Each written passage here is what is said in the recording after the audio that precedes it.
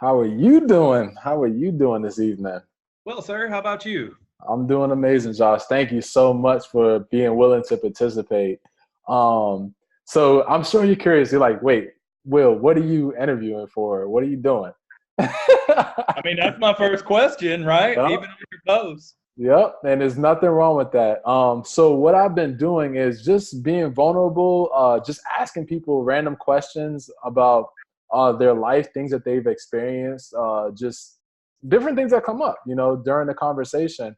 And it's been super powerful. Everybody's been sharing value, sharing about their beliefs, where they think they're heading in the future, what fears they have, what things that are stopping them, just opening up. So I want to give that opportunity to you too. It's been a fun experience. Nobody said they didn't have fun while they've been interviewed. And yeah, it's just giving me practice. I like sharing empathy and hey man, you got a person who wants to listen to you tell your life story. So um, you know, Uh, however long it you may takes, not feel the same after we get done, but it is what hey, nah. I know for a fact you've lived and you've experienced, like even from the times you've interacted with my posts in the past, you have value to share. So I'm here. I'm all ears. I want to learn. I want to listen. And so if you want me to start off with a question, I will. If sure. you, Yeah, I mean, it's an interview, right? That's how this works, isn't it? all right. So um what is it that you do now, Josh? What is it that you do now? What are you I'm doing the now? chief operations officer of a freight brokerage based in Springdale, Arkansas, that arranges transportation for companies across North America and All right. even.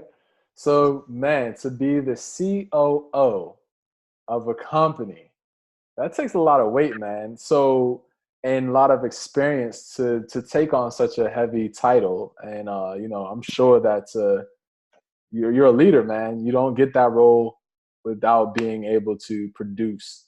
So, with that being said, how did you even get to that point? How did you get into, one, the field of the industry of, being a freight broker? And then also, what makes you even feel you're qualified to do The second question is the that? question I ask myself daily, I promise you. So, my dad drove truck. In fact, he still drives a truck. He's on his 41st year of truck driving. And my mom was also a CDL holder for 25 years before she passed.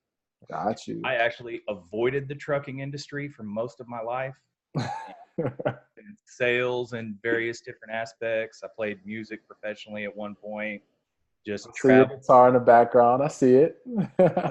did construction. I was kind of one of those people who I'm a two-time college dropout, but I'm a I graduated from the School of Diversity. You Yep. know, Yep.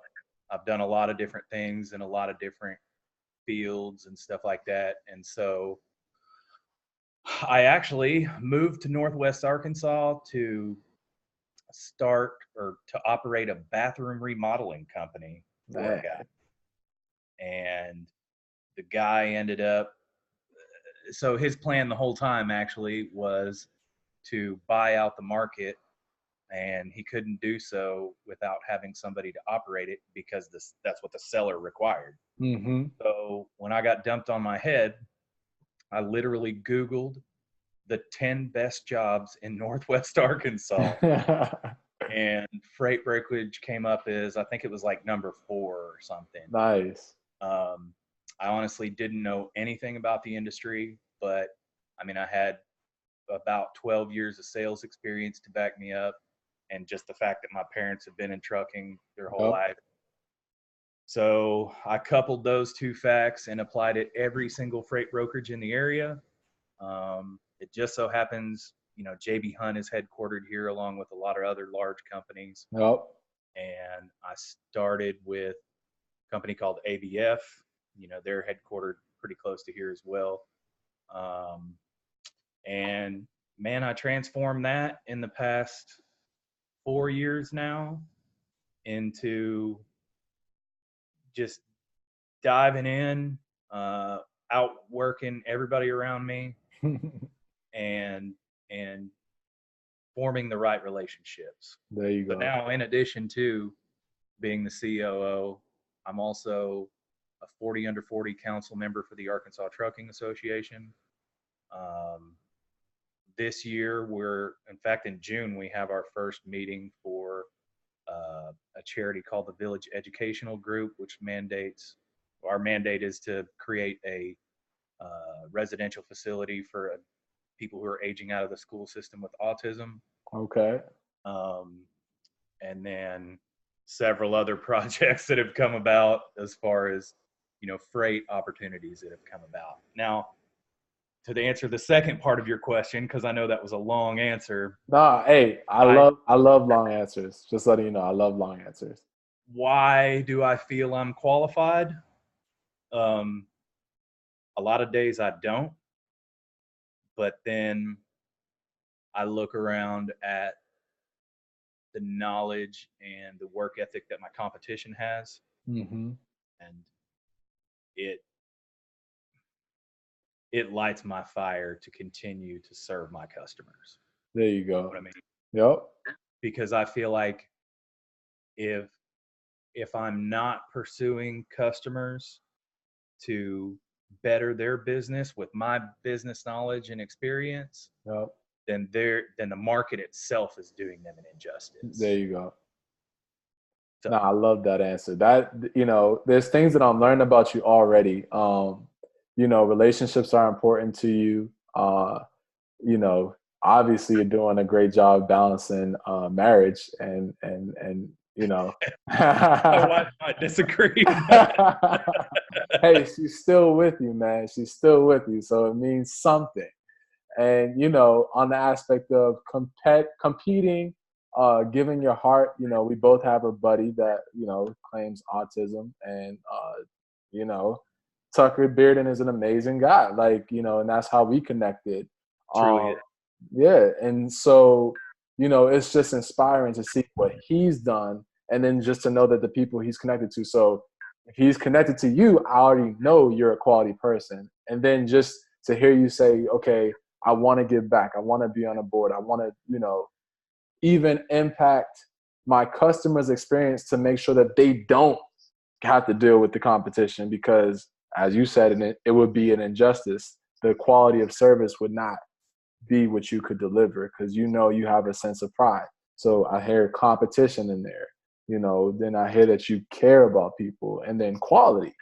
So those are key characteristics and values that I hold true to myself, and I want to commend you on doing that. So I'm going to dissect it. You also mentioned losing your mother. Definitely my condolences to you, because that is a tough thing. I also lost my mother. So were you running the business, and in your position when you dealt with that, or was No, that way before? no, it's been, golly, 2012, I guess. Okay. And man, it's funny you should ask about that, and we should explore that particular part, because I've actually been re-exploring my feelings about losing my mom here recently, Yep. because I found over I found in a bit of self-reflection here recently that I've buried a lot of those feelings in busyness. Hmm. And so at the time, I actually was an over-the-road window salesman, which involved a lot of travel. And, Yep. you know, uh, I mean, let's put it this way: the year that my mom died, I traveled 97,000 miles in my car, going to appointments and stuff. Yep. So I was very close to my mom.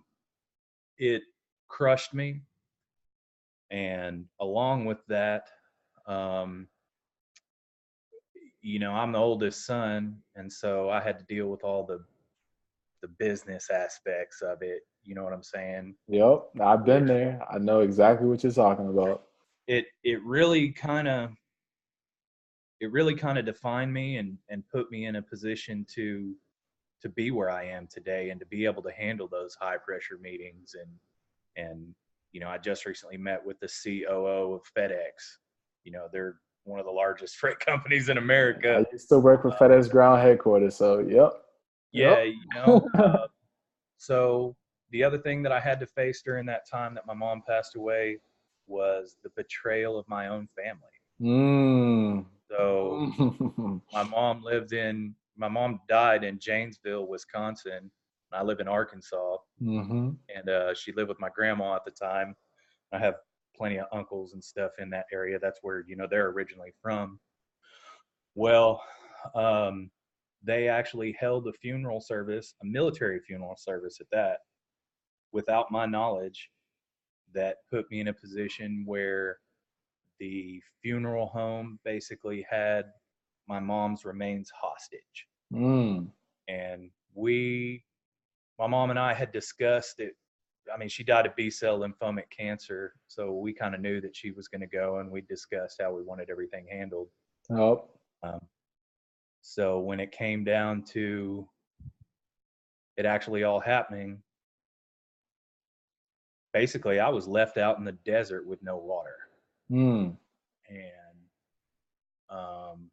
were it not for, a couple of good friends just really like pulling me away and saying, you're going to come with me and you're hanging with me for a while now. Yep. I probably would have done a lot worse things than I actually did at that time. Yep. So, again, I'm still trying to, or I'm here recently re-exploring some of those things because because relationships are important to me. Yep. And they have sullied my love of relationships, I guess. That makes sense.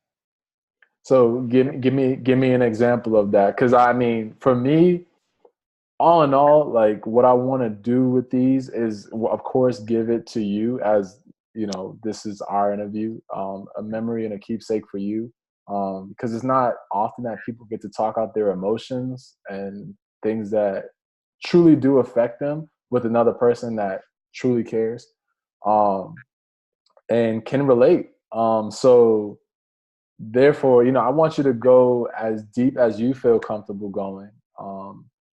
And this is it's gonna be a memory and keepsake for you. So how are you asking how has that affected my other relationships? Yeah. How I will cut a motherfucker out quick.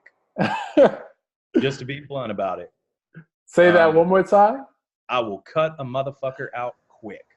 All right. So you have a short span for other people, like doing you wrong.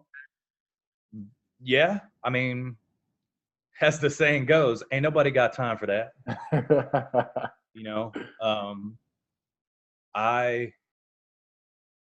People call me crazy, but I truly believe that I can change the world. I literally do it every day. Mm-hmm. Move stuff all across the world, all across the nation. You know what I mean? And I have a tendency to not let speed bumps stop me. Nice. So, if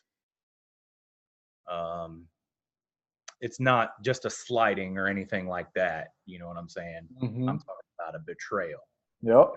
A betrayal, I'm diverse enough and adaptable enough at the core of my existence, right, to still be me and cut just about anybody out. Yep. The exception being my wife and my kids. And I mean, man, I can count them on just this hand, how many people, Now, that's not saying that I truly do care about people. So no, I definitely understand, because I feel the same way. It affects me on how deep I'm able to go with people, I guess. Yep. Because of trust. And then I mean, if your own family will betray you, who else? You know what I'm saying? That is true.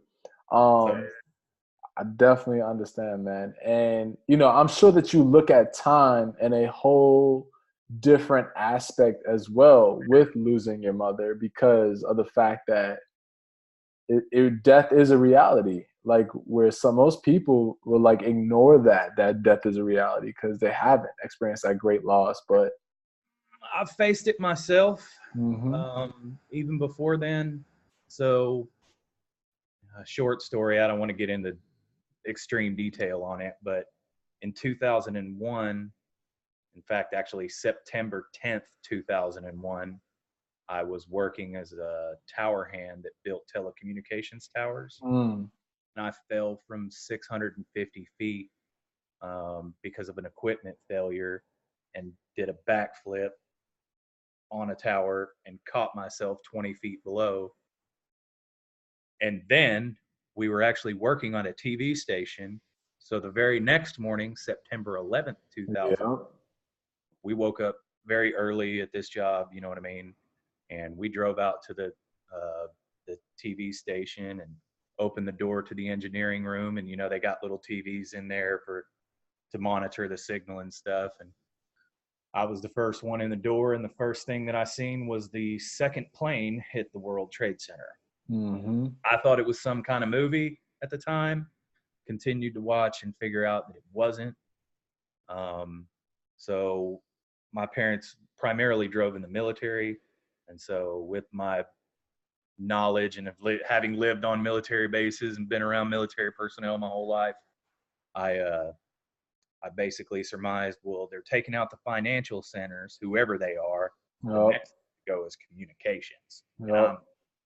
I was yesterday 750 feet on a tower Yep. that's a prime target for this. So I took the most uncomfortable bus ride of my life from Pueblo, Colorado to Dallas, Texas that following day on my former boss's dime.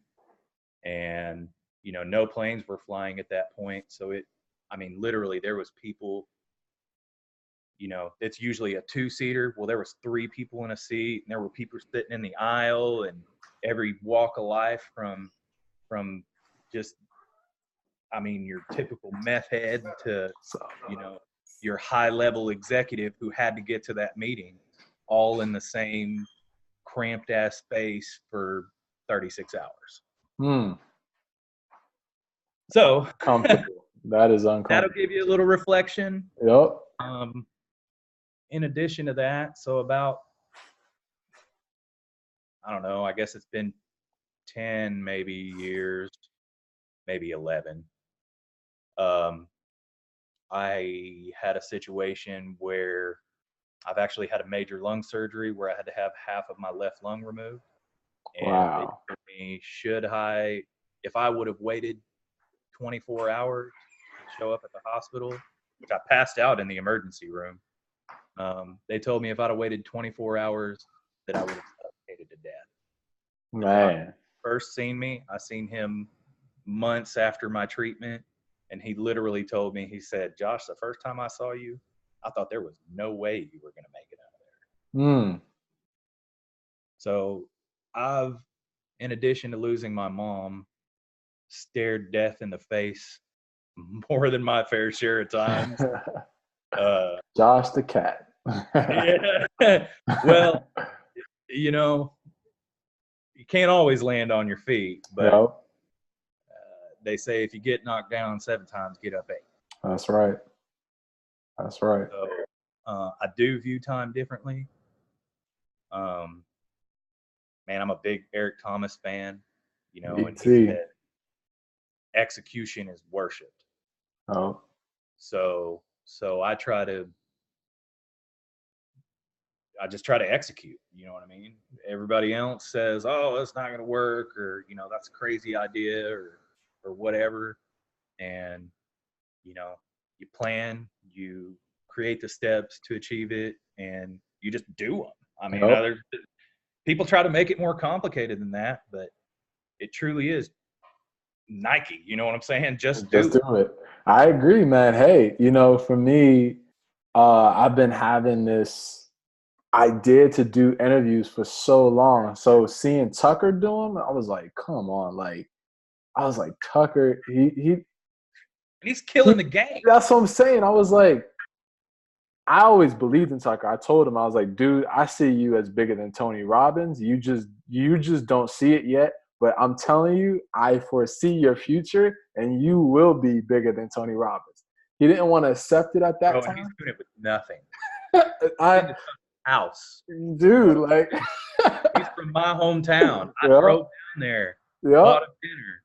You know what I'm saying? yep. And seeing the environment and the tools he's using with what he's got, and he's created it all here. So There was beautiful, there was man. no resources available for him. So beautiful to see. And like for me, I'm like, I don't need to just have it all glitz and glam and oh make it all fancy. I was like, let me just start by just talking to people. I just always had Bro, you see my background, I'm in a garage. You know what I'm saying? it doesn't matter, but we got crystal clear quality. We're able to communicate. I hear you very well. Like that's what I needed. I needed to understand, like you said, execution is worship. I literally just posted on my Facebook. Strategy without execution means nothing. It means nothing. You have to have that, the execution. So let me just go out there and get it done. So we both understand that time is limited. You know, we don't know how many more days we have on this earth, but let's make the most of every single one of them and give an impact, make an impact. And here's the real tough one for me. So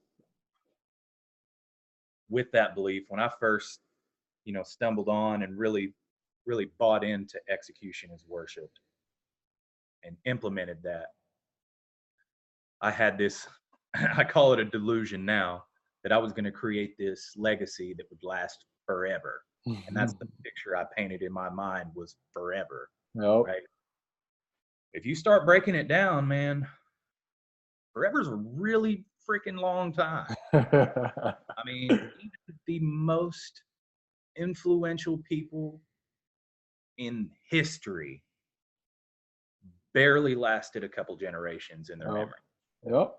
So if you're serious about changing the world, you can't do it for the notoriety, because that shit's gonna get buried somewhere. Yep. Everybody's gonna forget your name, but are they gonna be able to take advantage of what you built? There you go. Or Yep. will their life be bettered in some kind of way by something that you've done or something you've said to somebody else? Yep. And I mean, the way God works, bro, is it only takes one little conversation that can literally be the domino effect for everything else. 1,000% agree, man. And that's for example, belief. That's forever. Belief, God, like that like legit forever. Like we all are gonna, no matter what, we gotta have something to believe in. Faith has to be there, like no matter what you call it, whatever religion, whatever Right, you want to take.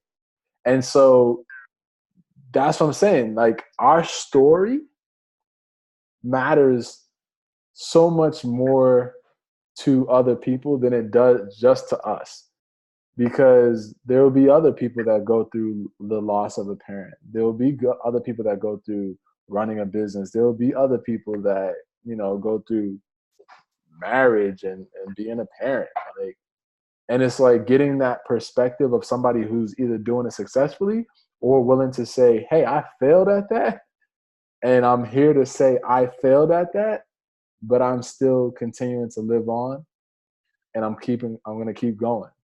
Well, here's the thing that most people miss about failure is they think it's opposite of success. Mm-hmm. It's actually a requirement. Yep, I agree. Like you cannot have success without failure. Gotta learn. They don't function without each other. Yep. So. Yep. And I failed at different things. Like my marriage, I got married in 2017, and my marriage is coming to the end. Not by my choice. My wife just randomly decided to say, hey, I don't want to be married to you anymore. And she did that in July. I went through a depression, super depression. I would stop being on social media and everything. But as I got back into it, I was like, I got to get back to me. I got to get back to what I enjoy. I got to get back to myself, because I'm doing an injustice not only to myself, but other people as well, because it's like there's people that I'm supposed to be communicating with, there's knowledge that I'm supposed to be sharing, You got people opportunities that, you correct, got people that believe in you, correct. you know, and And you're you're the you're the donkey in front of the cart hauling them all. yep. I mean, I'm And not trying to call you a jackass or nothing. hey, no offense taken. You know, you gotta toe the line for those people who believe in you. You Yep. know, and their belief weighs something. Mm-hmm. And that's, you talk about failure. Like I said, the divorce is happening, but I'm like, man, do I not have a beautiful son that came out of this? That, and I call that a wonderful gift. I don't call the relationship a failure. It rewarded me with something that was successful. There's a life that was created out of it that I get to spread love to. So, you with your children, what tips could you give to a new father? What would you share? Do whatever it takes. And I'm not gonna say put them first, because you got to put yourself first. Mm-hmm. But show them by example who you want them to be. There you go.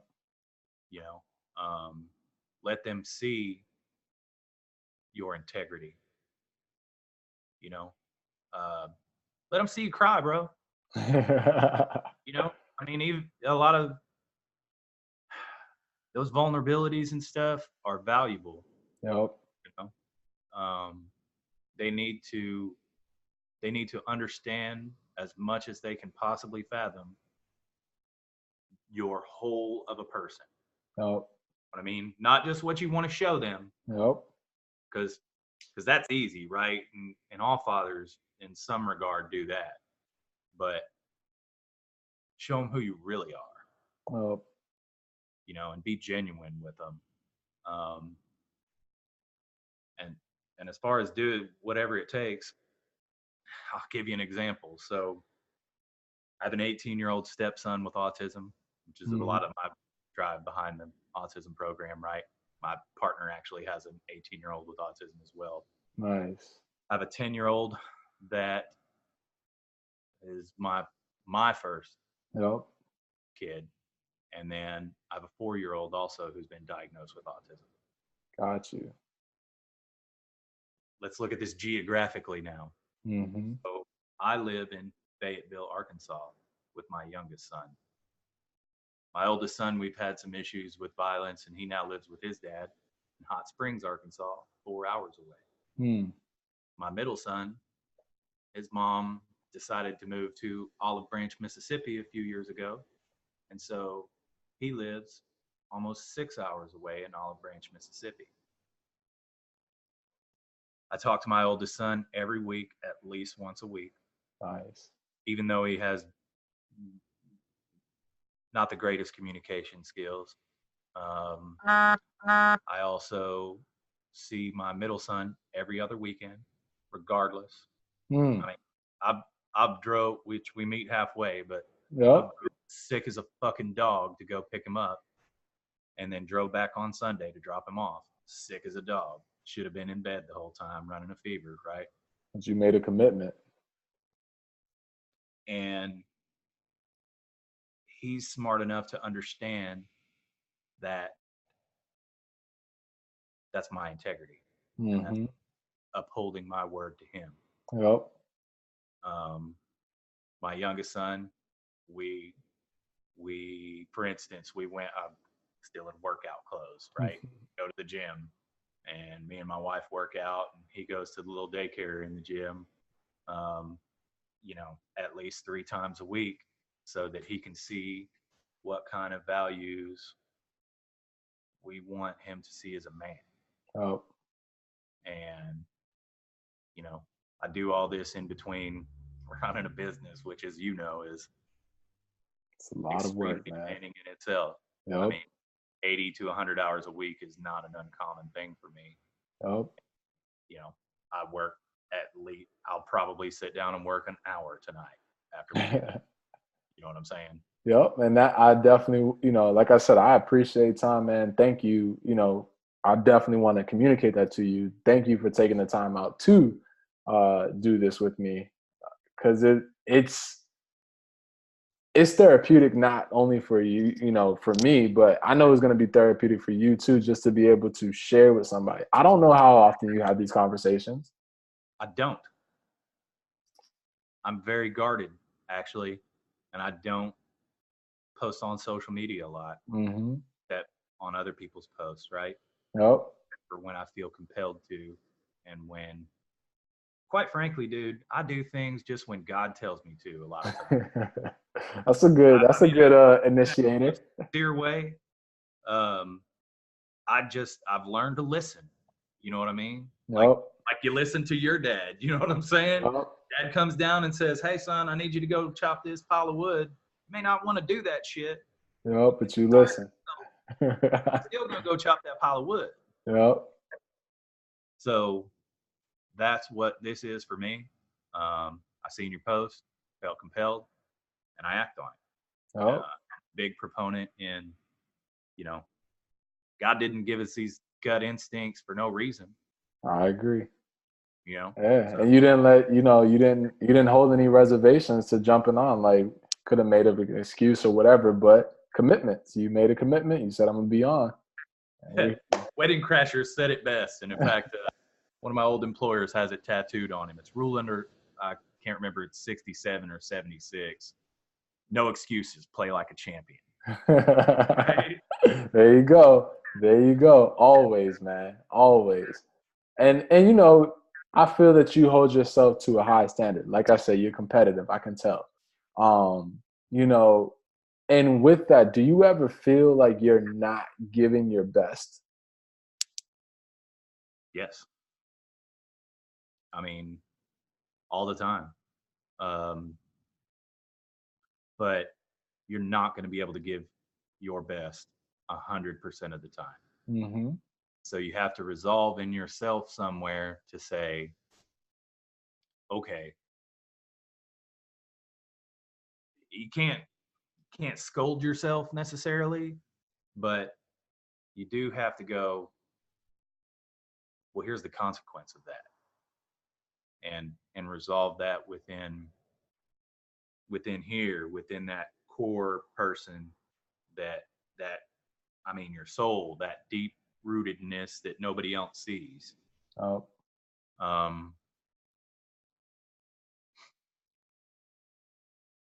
I think especially when it comes to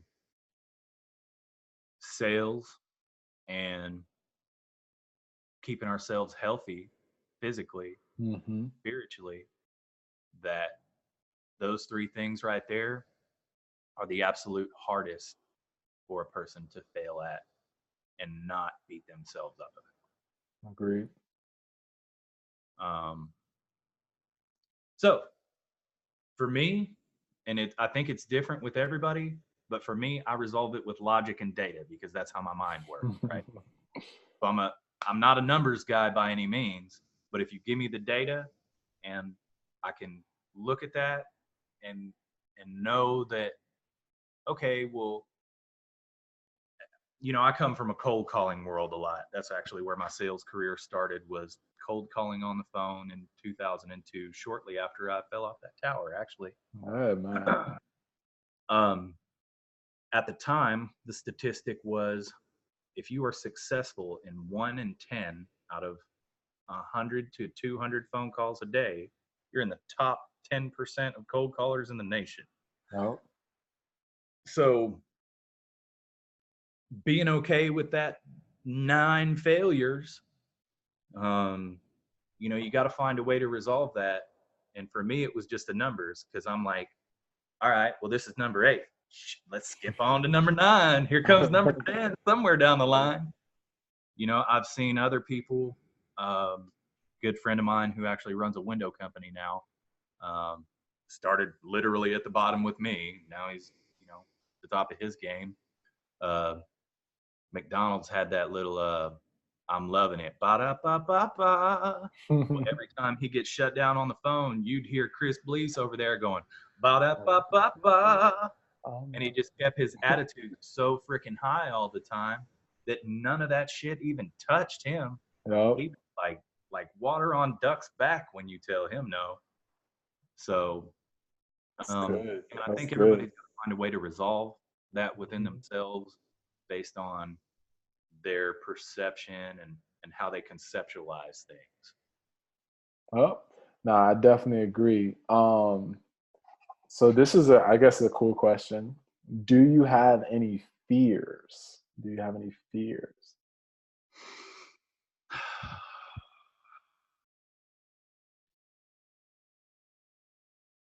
Yeah.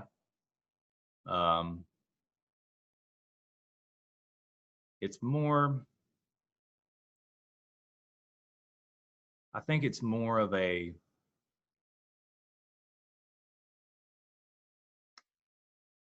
daily anxiety Mm-hmm. type of thing. You know what I'm saying? Especially when it comes to some of these achievements, it's like a it's like a doubt. Like, man, am I fucking crazy for trying to go to Janelle Hunt and raise $15 million for an autism house over here in Northwest Arkansas? You know, and I question myself, like, or it's really kind of funny. I played music professionally for a long time, and to this day, if I get up in front of a crowd of people, whether it be for public speaking or whether it be to play music or just, even hell, I've just introduced people before at, large trucking association meetings. And man, I'm afraid as shit of public speaking. I know it's one of the most common fears stuff, but it, no matter how many times I've done it, I always get that feeling in my stomach. But once I get past that and break through that fear is when that greatness really starts to happen. Oh, You know what I'm saying? And that breaking out of my comfort zone. yep. Um, because that's where we all grow. I agree. I've uh I've honestly started looking more for those moments. I started looking for those moments of where I feel fear the most because um I feel alive, man. Like I don't know if you feel that same way, but like it's like holy I crap, I get high just off of it. did it. Yeah, Big like it's it's like okay, I didn't die Yep. and I was so scared of this, but I just did it. And I could do it again. Like it's a wonderful, wonderful feeling. Just like even with these interviews, like I don't know how they're gonna go. I don't have like a list of questions and like I'm just winging it. But every single one that I've been doing, I'm like, man, like it's like God shows up and like just aligns everything It to be all happens. perfect. Just perfect. I'll say one other fear I have, and it's more of a big picture kind of fear. Mm-hmm. It's the whole reason that we've partnered up on the Village Educational Group is that the epidemic of adults coming into the workplace with autism is not being addressed. Mm. Again, I've got two sons that are very different ages that were Yep. diagnosed. Gavin was diagnosed when he was 4 years old. Mason was diagnosed when he was 4 years Oh, old. you got a Mason too? Yeah, There yeah. we go. Mason King Perry, that's him. There we go. Mason Perry too. Um, so when Gavin was diagnosed, the number was 1 in 188 children, boys specifically, born in America were diagnosed with autism. When Mason was diagnosed, I guess it's been 9 or 10 months ago, the number is 1 in 44. Mm. So Mm. my fear and again what's drove me to do what we're trying to accomplish is that the fuck are we going to do with all these people? You Yep. know what I mean? We have a broken system that doesn't teach even quote unquote normal people life skills and Yep.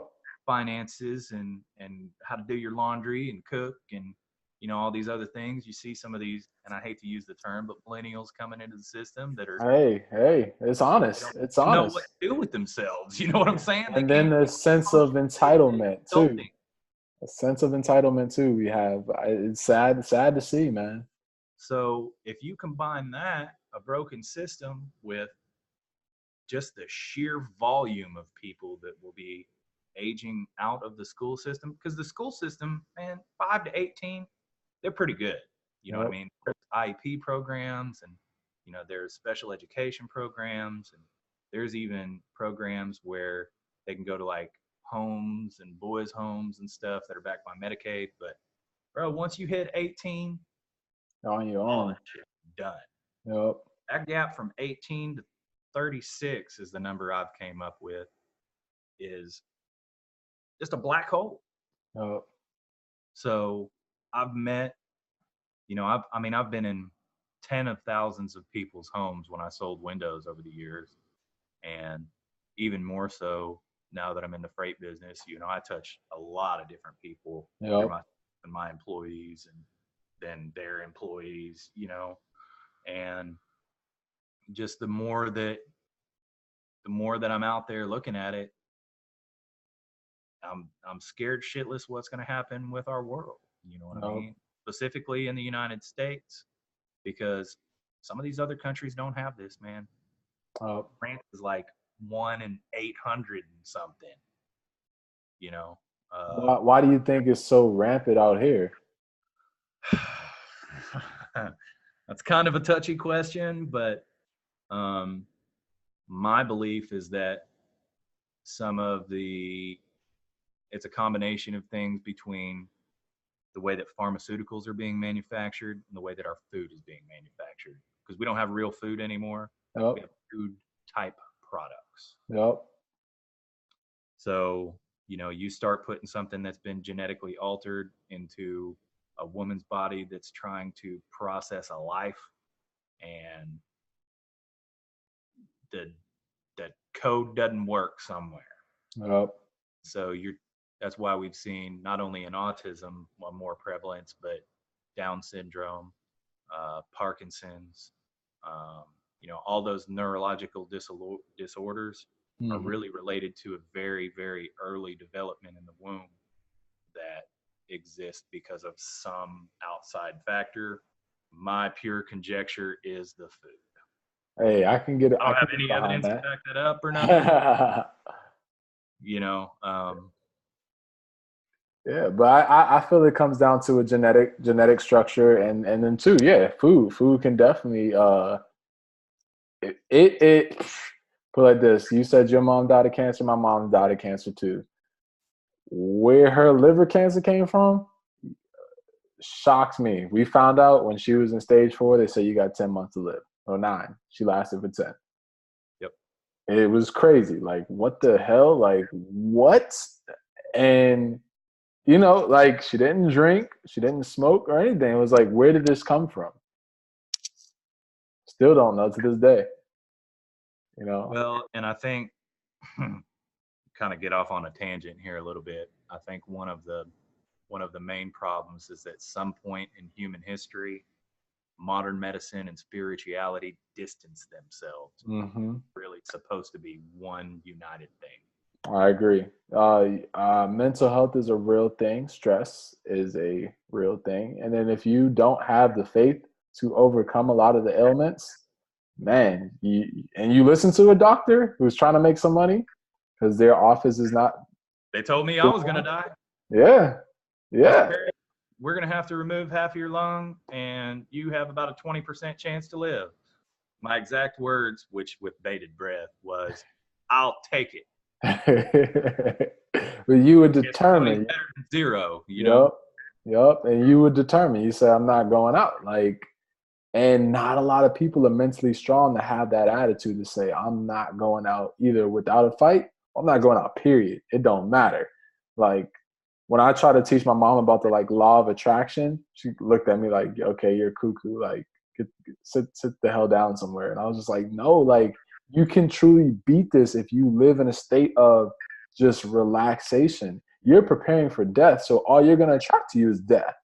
If you Yep. prepare for life, if you could think about, oh, I can't die because I still have to complete this, God's going to help you complete and live out that activity. So it was just, I like I said, for me, man, the reason why I got behind doing this is because I was like, how many people leave without being able to share this type of stuff, their emotions, their mindset, their values, things they've been through, the experiences. It's like my mom died at the age of 45.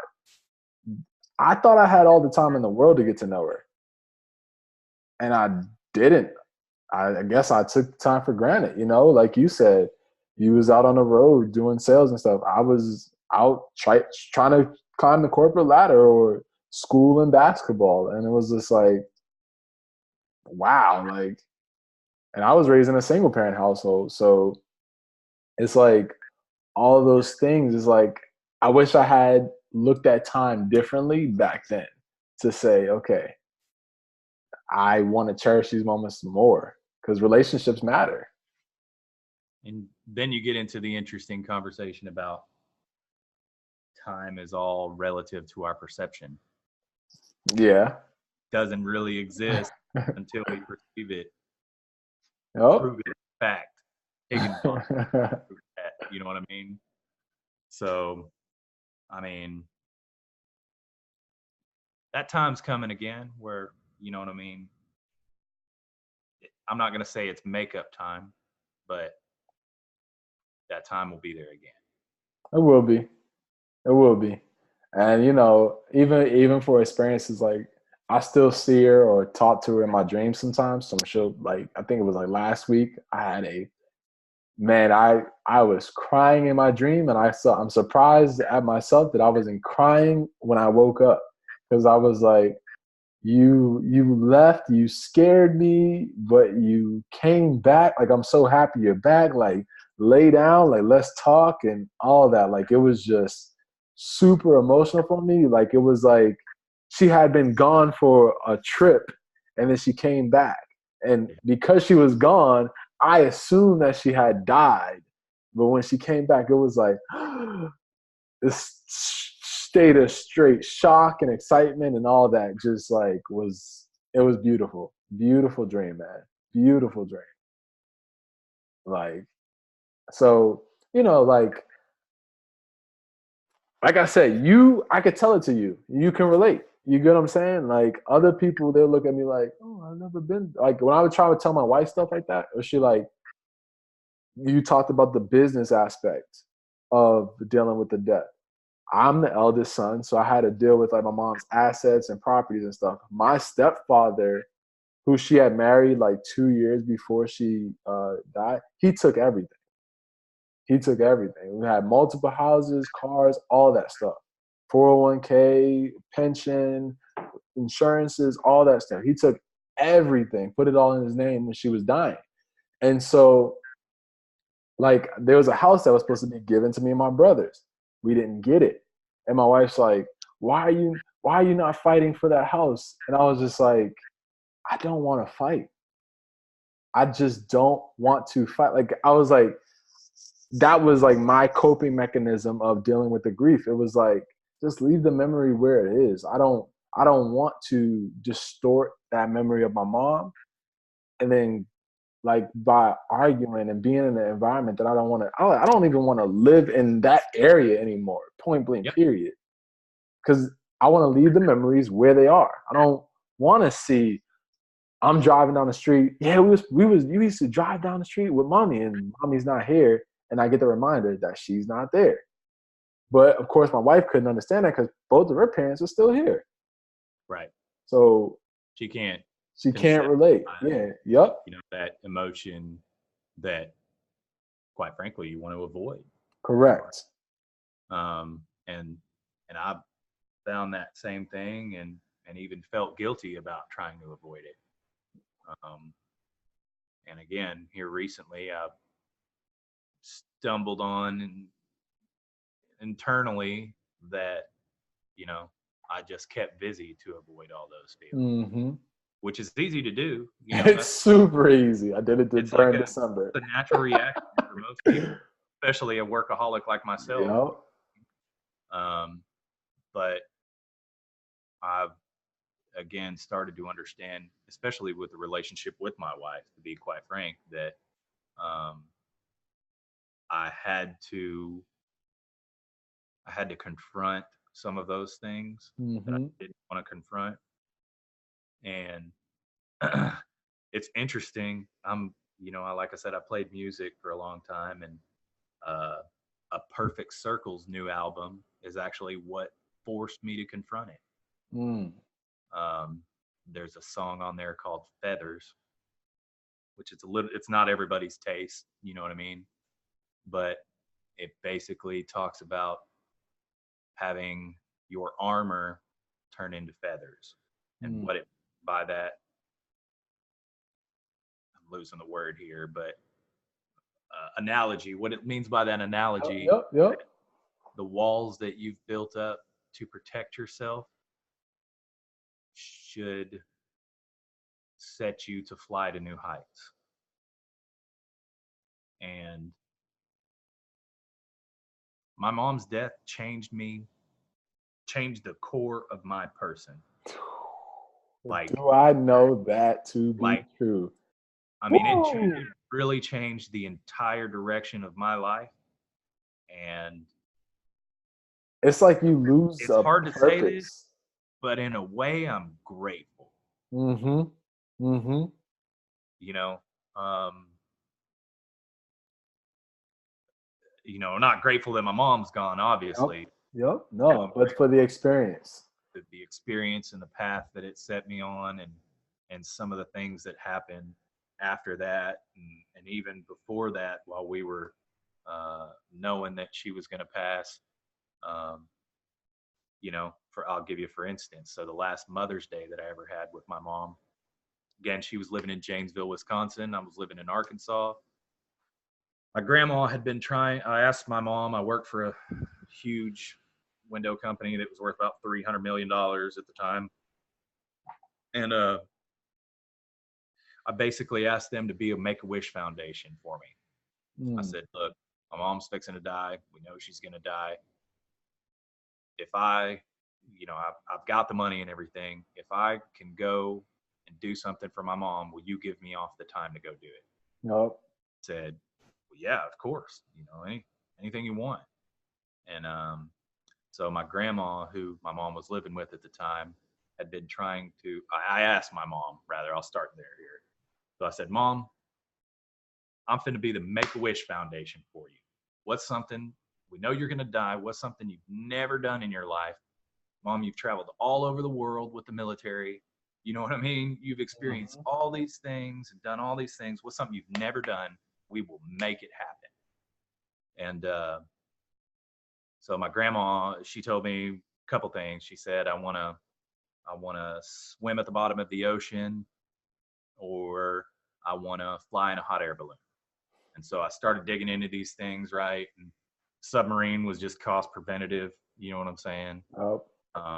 I found a guy who did hot air balloon rides in Janesville, Wisconsin, the town that she lived in. I found out later that my grandma had actually been trying to book one for about 2 years, and just the weather didn't work out, or something didn't work out where they couldn't get together.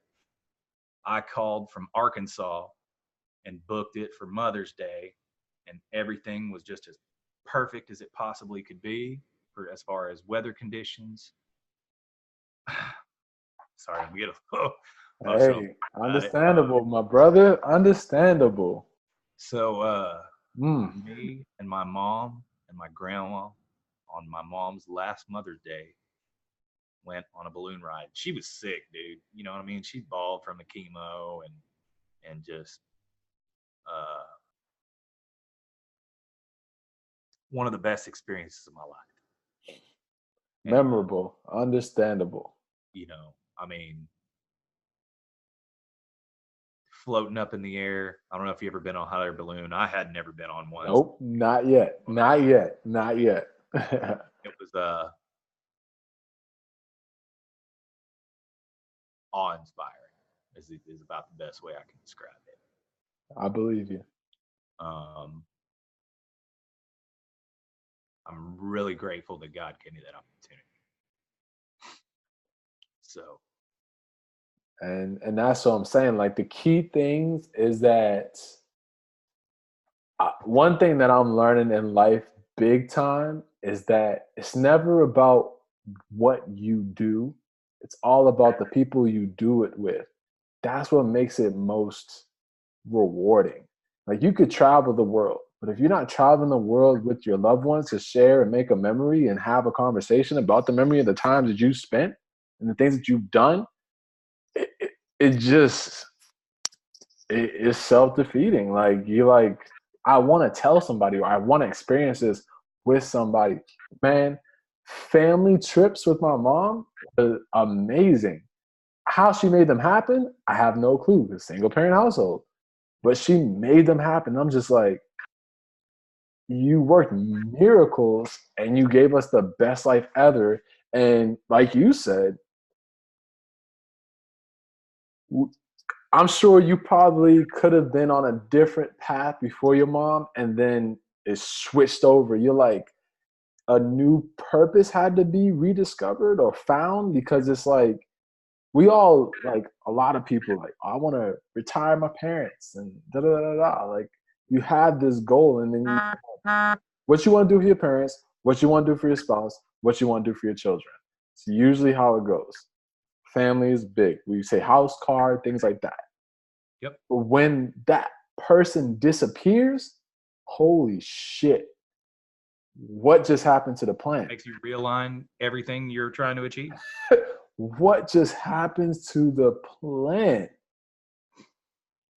I was like, me and my brothers, we were like, we're playing basketball, we're going to the NBA, and we worked our asses off to make that dream come true. And literally, when my mom died, basketball died with me. It was like, I don't even want to play anymore because it was like, what's the point? Mine was music. You So know, you get I it. mean, You definitely get I it. had already been offered a record deal by Columbia. You know, I funny story on that too, but it's not pertinent. And you know, I the only songs I wanted to sing, I and to this day I have this problem. I get too emotional when I sing it because I feel it that much, Mm-hmm. and that's a good thing in that other people can feel it that much when I feel it that much, right? And that's why I was successful in music because it's all about a transfer of energy, really Yep. is what it is. But I couldn't compartmentalize it anymore, you know, or drink it away. Yep. You know what I'm saying those things didn't work anymore. Straight up. I mean, at one point I was spending $200 a night on bar tabs mm. every night. Mm. So That pain, man. yeah, but you got to be thankful for that too. Like I said, that pain is what drove me to be as hungry as I am today, even where I sit. You know what I mean? Head of, on this trucking association and COO and chairman of the board and title, blah, blah, blah. Yep. I'm still just a hungry motherfucker from the 1,000-person town in the most remote part of Arkansas that walked to the damn quick sack with a pocket full of change to go buy a pack of cigarettes. You know what I'm saying? That's still me. Yep. Um, and only that hunger is still me, though.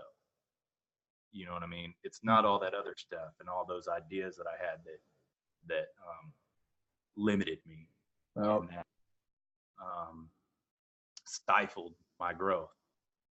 You know, um, but I had to come from there and see myself limiting myself to get to where I am today, where I can mentor others to not do that, Oh, or not necessarily even to not do that, but to work through that so that they can be their best self. to understand what they're going through, man. Like some people don't even know like the emotions or things that may be stifling them because they don't. Sometimes people don't actually reflect. You don't want to pay attention to the shit that hurts you. Who does? Yep. I don't. Yep. Ignore it. Ignore. I don't emotionally want to. You know what I'm saying? But my mindset has grown enough to where I recognize the value in accepting that Yep. and exploring those feelings that I've held down since 2012. You know what I mean? And being vulnerable, which I'm horrible at. Most people will tell you I'm an arrogant asshole. You know what I'm saying? Employees included. But you know, it's because I'm guarded. Nope. And I don't show those things to people a lot. Nope. And I'm growing in that regard too, where I'm starting to understand that vulnerability has value too. It surely does, man. Person. Oh. You know what I mean? To show you that I spent $200 on bar tabs every night. Not because I was a baller, but because I was trying to kill myself, like Leaving in Las Vegas. Oh. Nicolas Cage, you know what I'm saying? It's one of my favorite movies. So, and you know, there's a lot of things like that in my life. I could have been that guy who, when they gave me a 20% chance to live, just said, all right, fuck, euthanize me then. You know what I'm saying? Or, you know, fuck it, I'm going to die on the table or whatever. But I had just found out about my 18-month-old son that I prayed about having for a year. Didn't even know he existed until he was 18 months old. Another whole story, but you know, I'd only known that he existed for about 6 months, and I said, you know, 20% chance, and I can be a part of my son's life. Well, fuck yeah, let's do this. You know, so I find a whole lot of value in what you're doing as well, Will. I appreciate that, man. I appreciate that a lot. Like, I mean, I could ask anybody, right? What is a goal they have for their future? What is a desire they have? And you know, people, like I said, they're gonna list, family stability and all this other stuff like cars and materialistic things. Like, and I could say, okay, that sounds great. But once my mom died, my hunger became something different. It became freedom. I wanted to be free, to experience as many things as I could, to learn as much as I could, to feel the immense amount of joy that the world has to offer, and to be free enough to be fearful and live on the other side of fear. like it just, things just, I was like, dude, I want to go out and sit. Like, I'm an introvert, so most people don't know that, but I wanted to be like, okay, I'm gonna go out today, I'm gonna meet somebody, I'm gonna have a conversation with them, and I'm gonna make this conversation as phenomenal as possible. To them, they'd be like, oh, that's nothing. But to me, as an introvert, freaking, I'll be shaking my boots the whole time. It's a stranger. Medal, right? Up there at the Olympics and shit. Exactly. Like, on top of the world. I feel amazing like this. I was like, I just did it. And I was like, I want to go around this. I don't know this. It was this one commercial that I saw when I was a little kid. I think it was a Kleenex commercial. It was some type of tissue commercial. And all the guy did was just go around with a box of tissue and say, tell me your story. And then the person would either grab the tissue and start crying, like, because they're going through their story or whatever it may be. And I was just like, I want to do that. I want to do that. I want to be that guy that has the free time to be able to do that. And once the divorce hit and everything, like my wife, she's like, "Oh, you can't see, your son but for an hour a week, an hour and a half, 3 times a week, and these are the days." And I'm just like, "Who the fuck says this, right? Like, what? I want to be there for my kid. Like, who says that?" But at the same time, I was like, maybe God's giving me out to say, "Hey, your son's gonna be taken care of. You get to see him, but I need you to go do this because this is what you were created for. Yep. I didn't give you this vision for nothing."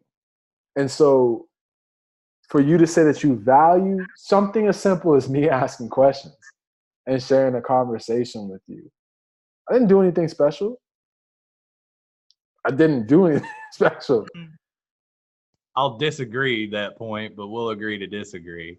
You didn't do anything out of the ordinary, maybe. Hey, Special is not the correct terminology, though, because it is special to connect with people. I mean, we're connecting from what, halfway across the country, yep, talking about something that we can both relate to in a lot of regard, and working through those things together. yep. I mean, you're helping me work through it. Like I said, that's what I've been doing, and therapy can look like a lot of different things. I agree. I 1,000% agree, man. So, you know, so I was like, I just want to take the time out to just let people share, just share, just talk, just have somebody that's like, yeah, I don't know where this conversation's going, but wherever Well, you it know what's goes, I'm funny, down. Mike? That I got a little hint of this. In fact, I'm in my garage. I'm actually staring at. I had this other meeting with a guy who I talked to about fundraising for the charity and how to go about that. Because I mean, I've ran businesses, but I've never ran a charity. I don't. I'm trying to Right. find out how is this different than running a business, Yep. right? Where, how does the free money Isn't it come like a business? in? And literally on the piece of paper in front of me, I have 6 words written down: long-term funding and write your story. That's what he told me. He said, you really just got to tell your story. You know, it's not about the selling, is telling your story and how it personally affects you, and finding that other person that it has a personal connection with your story, or that Yep. can make that connection with your story. And so you got a powerful story, my friend. As you do too. And this was just captured, man. So like as you get to like watch it back, like you get to compile it. Like so I think like one of the hardest things for people when it comes to their story is they're like, I'm not that interesting, or I don't want to write my story. But talking it out through questions and answers, totally different world. Totally different world. I've tried to dictate it before, and it's difficult. It is difficult. I tried to as well. Real difficult. But Plus, it's not personal, mm-hmm. which it is, but I think you know what I mean. Mm-hmm. You don't see that emotion or how people say things as important as what they say. Yep. So, It's what like else you that. got? It's Phone's like fixing the to die. I music, think I'm man. on like 2%. All right. So look. All right. Quick question. 2 questions, real quick. One, what feedback do you have? Did you value this experience? Like, and would you do it again? 100%. All right. Cool. And I do Cool. value it. Last Probably question. you understand. Hey man, no, I found value in it. All right, cool. So let's schedule another time. Would you be open to schedule another time? Sure. Those are my two questions. And Josh, I appreciate you so much. Who would have thought that we would be able to do this?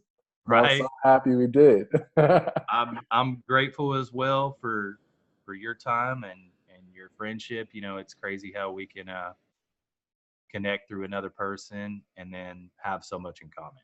Yep. Oh, by the way, I did I never gave you any feedback. I did actually read It Could Happen to You. There you go. I do love the book. I think it's got a lot of value in it as well, and I'd like to see you write another book. Hey, this is coming in the making, man. And you're gonna be a part of it. You're gonna be a part of it. So I want to say I appreciate you so much, Josh, man. I know his phone's dying. If you can hear me, well, I appreciate you, and we are definitely gonna do this again. We're definitely gonna do this again.